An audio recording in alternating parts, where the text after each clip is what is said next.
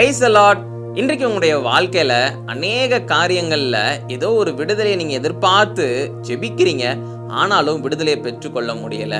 அநேக ஆசீர்வாதங்களுக்காக ஜெபிக்கிறீங்க, ஆனாலும் அந்த ஆசீர்வாதங்களை பெற்றுக்கொள்ள முடியல.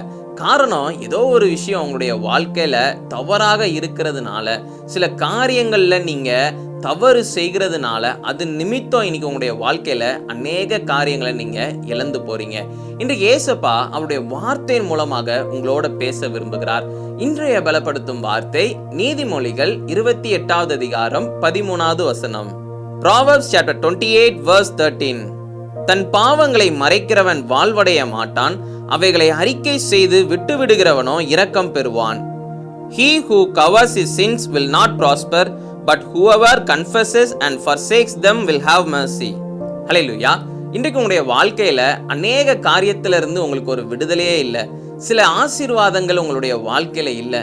அதனால இன்னைக்கு நீங்க சோர்ந்து போயிருக்கிறீங்க. நல்லா கவனிங்க, உங்களுடைய வாழ்க்கையில நீங்க செய்கிற ஏதோ ஒரு பாவம், ஏதோ ஒரு தவறான காரியங்கள் உங்க வாழ்க்கையில நீங்க சந்தோஷமாக நல்ல ஆசீர்வதிக்கப்பட்ட ஒரு சூழ்நிலையில நீங்க இருக்க வேண்டிய உங்களை அந்த பாவம் என்ன செய்யும் அப்படின்னா, அந்த ஆசீர்வாதங்களை பெற்றுக்கொள்ள முடியாதபடி அதுவே ஒரு பெரிய தடையாக காணப்படுது.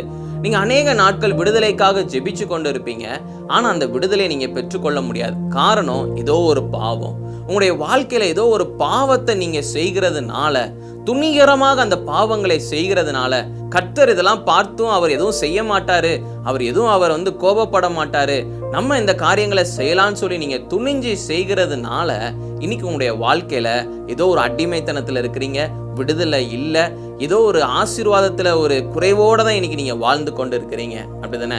இன்றைக்கு இயேசு சொல்லுகிறார், நீ உன்னுடைய பாவத்தை என்னிடத்துல சொல்லி அதை விட்டு நீ விலகுன அப்படின்னா நிச்சயம் உன்னுடைய வாழ்க்கையில நான் உனக்கு ஒரு விடுதலையை தருவேன், உன்னுடைய வாழ்க்கையை ஆசீர்வதித்து தருவேன், உனக்கு ஒரு புதிய வாழ்க்கையை நான் தருவேன், என்னிடத்துல நீ இரக்கத்தை பெற்றுக்கொள்வாய் என்று இயேசு உங்களை பார்த்து வாக்கு பண்ணுகிறார். அநேக நாட்கள் நீங்க செய்கிற பாவங்களை மறைச்சு மறைச்சு மறைச்சு யாரிடத்துலயும் நீங்க அதை சொல்லாம மறைச்சு நீங்க அதை செய்து கொண்டு இருக்கிறீங்க. ஆனா கர்த்தர் அதை பார்த்து கொண்டே இருக்கிறார். நீங்க கர்த்தரிடத்துல ஜெபிக்கின்ற பொழுதும் ஏதோ ரொம்ப பெர்ஃபெக்டா இருக்கிற மாதிரி நீங்க ஜெபம் பண்ணுவீங்க, ஆனா ஏதோ ஒரு பாவம், கர்த்தருக்கு பிடிக்காத ஏதோ ஒரு பாவம் உங்களுடைய வாழ்க்கையில இருக்கிறதுனால இன்னைக்கு எல்லா ஆசீர்வாதங்களையும் நீங்க இழந்து போறீங்க. இன்றைக்கு இயேசு உங்களை பார்த்து சொல்லுகிறார், மனம் திரும்புங்க. இந்த நாள்ல நீங்க மனம் திரும்புங்க.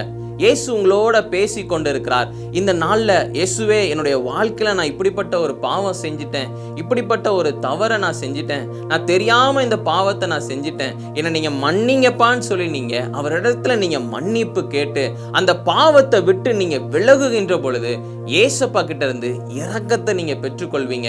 இயேசு உங்களை ஆசீர்வதிப்பார்.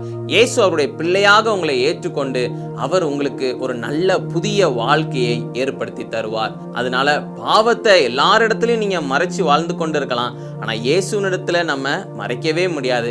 இயேசப்பா கிட்ட, ஆண்டவரே நான் அந்த பாவத்தை செஞ்சுட்டேன் அப்படின்னு சொல்லி நீங்க அறிக்கை செய்யுங்க, மன்னிப்பு கேளுங்க, அந்த பாவத்தை விட்டு விலகி போங்க. இயேசப்பா கிட்ட இருந்து இரக்கத்தை பெற்றுக்கொள்வீங்க. இயேசு உங்களை ஆசீர்வதிப்பார். நம்ம எல்லாரும் கண்களை மூடி ஜெபிக்கலாம். எங்களை நேசிக்கிற நல்ல தகப்பனே, ஏசப்பா, இந்த நல்ல பிள்ளைங்க ஆண்டவரே ஏசப்பா, அநேக பிரச்சனைகள் மத்தியில ஆண்டவரே ஏசப்பா ஆசீர்வாதமே என்னுடைய வாழ்க்கையில இல்லையே நினைச்சு கவலையோட இருக்கிறாங்க. ஆண்டவரே ஏசப்பா, ஏதோ ஒரு பாவம் பிள்ளைங்க வாழ்க்கையில ஆண்டவரே ஏசப்பா அநேக நாட்கள் தகப்பனே ஆசீர்வாதத்தை ஆண்டவரை பெற்றுக்கொள்ள தடையாக காணப்படுது. இந்த நாள்ல ஆண்டவரை அறிக்கை செய்து ஜெபிக்கிறாங்க. நீங்க பிள்ளைங்களை ஏற்றுக்கொள்ளுங்க. அந்த பாவத்திலிருந்து ஆண்டவரே ஏசப்பா ஒரு விடுதலையை கொடுங்க. நீங்க பிள்ளைங்களை மன்னிங்க. நீங்க பிள்ளைங்களை ஆசீர்வதிங்க. இயேசுவின் மூலம் ஜெபிக்கிறோம் பிதாவே. ஆமேன், ஆமேன், ஆமேன்.